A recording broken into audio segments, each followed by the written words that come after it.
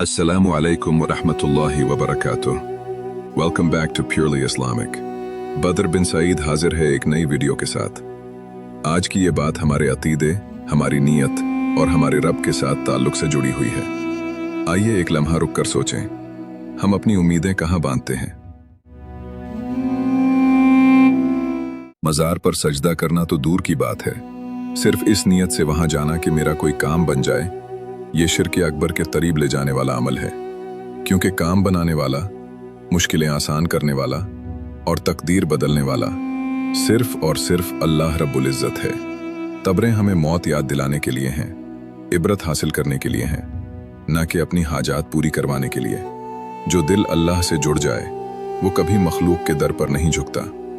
याद रखें, अल्लाह फरमाता है, और अगर अल्लाह तुम्हें तकलीफ पहुंचाए तो उसके सिवा कोई उसे दूर करने वाला नहीं। जो अल्लाह से मांगता है वो कभी खाली नहीं लौटता।